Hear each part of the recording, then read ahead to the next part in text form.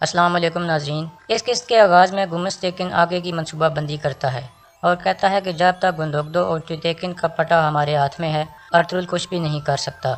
हमारे बच्चों की शादियों के बाद कुरकुत को भी मार दिया जाएगा। इसके बाद वो एक ख़त निकालता है और कहता है, यह सादुद्दीन कोपिक ने मुझे भेजा है और कहा है कि वो मुझ पर मुकम्मल एतमाद करता है और हर तरह की मदद करेगा। मुझे मार्ग्रेव का ओहदा मिलने के बाद तुर्कों के तमाम कबीले मेरे अंडर आ जाएंगे और इस चीज़ को ना ही सुल्तान अलाउद्दीन और ना ही अर्तुगरुल रोक पाएगा। सादुद्दीन और मैं दोनों एक ही चीज़ चाहते हैं और वो है अर्तुगरुल की मौत। दूसरी तरफ सलजान अपना एक अलग खैमा बना लेती है। कोकचे वहाँ पहुँचती है और उसे कहती है, तुमने ऐसा करके अच्छा किया है, अब तुम्हारा हैमा खातून के पास रहना ठीक नहीं लगता।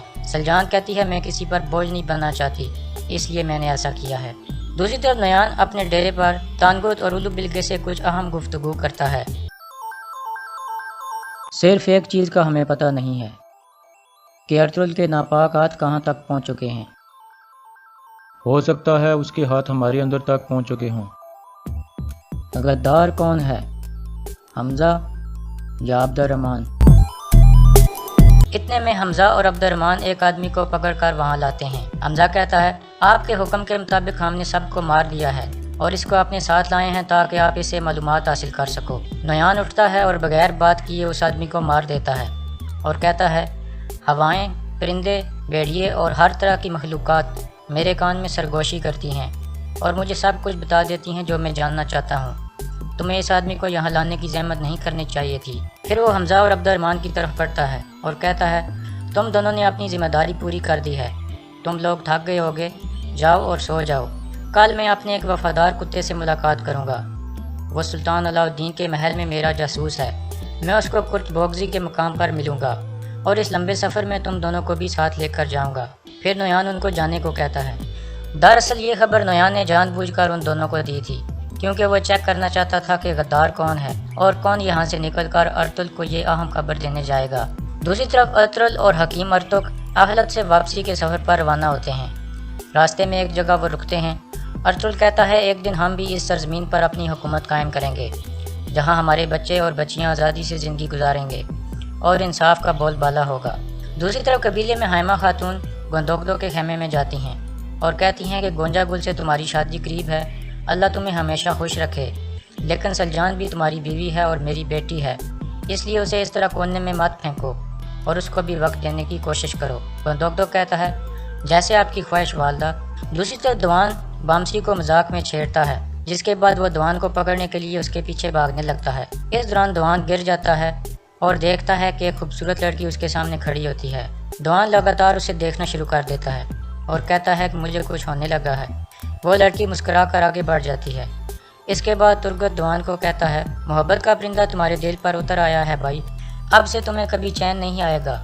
इसके बाद वो लड़की आयतुलन के पास जाती है। इस लड़की का नाम बानो जिजिक था। आयतुलन उसे खुशामदीद कहती है और कहती है कि तुम एक लंबा सफ़र करके आई हो, इसलिए जाकर आराम कर लो। दवान उसका पीछा करना शुरू कर देता है लेकिन उसे बात नहीं कर पाता। दूसरी तरफ गुंदोगदो सलजान के पास जाता है और उसे एक तरफ बुलाकर बात करता है और कहता है कि मुझे हैमा खातून ने समझाया है, तुम भी मेरी बीवी हो, इसलिए गोंजा गुल से शादी के बाद मैं तुम्हारे साथ भी वक्त गुजारा करूँगा, लेकिन तुम्हें अपनी ज़ुबान पर कंट्रोल रखना होगा और अगर तुमने ऐसा ना किया तो मेरा जहन तब्दील हो जाएगा। ये सारी बातें गोंजा गुल भी चुप कर सुन लेती है।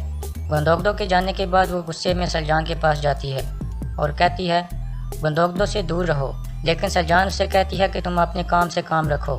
फिर गोंजा गुल उसे ब्लैकमेल करना शुरू कर देती है और कहती है, मुझे पता है उस बूढ़ी औरत को तुमने मारा था, तुमने जो कड़ा उसे दिया था वो उसकी लाश पर मौजूद था।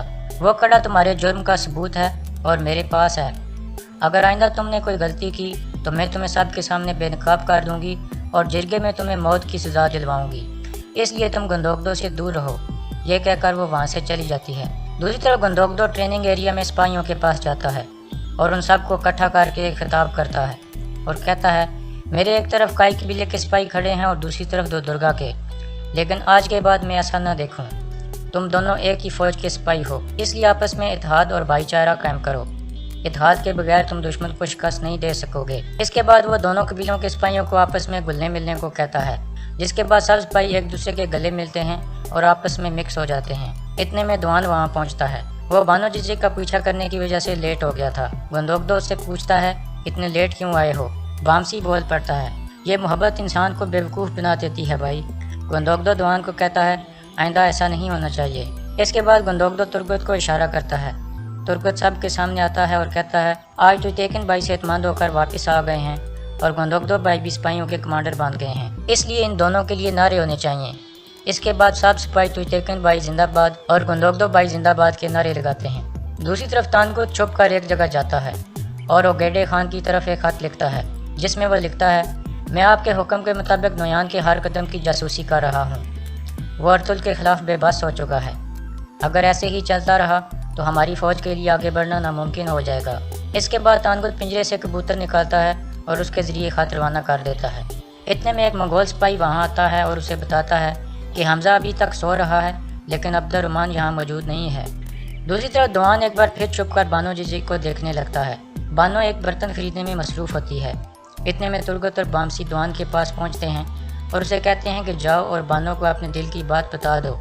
जिसके बाद दुआन हिम्मत करके बानो के पास चला जाता है।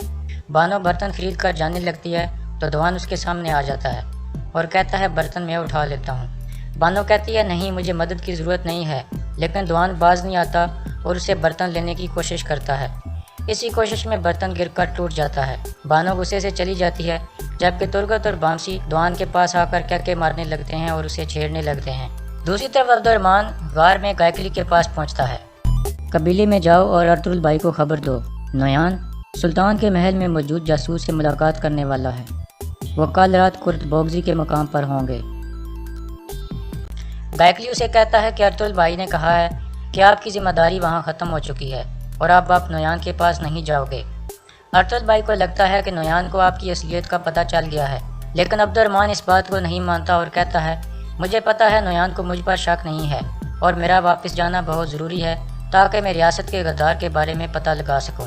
गायकली उसे फिर रोकने की कोशिश करता है, लेकिन अब्दुर्रहमान उससे गले मिलकर वापस नोयान की तरफ रवाना हो जाता है, जिस पर गायकली परेशान हो जाता है और यहाँ इस किस्से का इख्तिताम हो जाता है।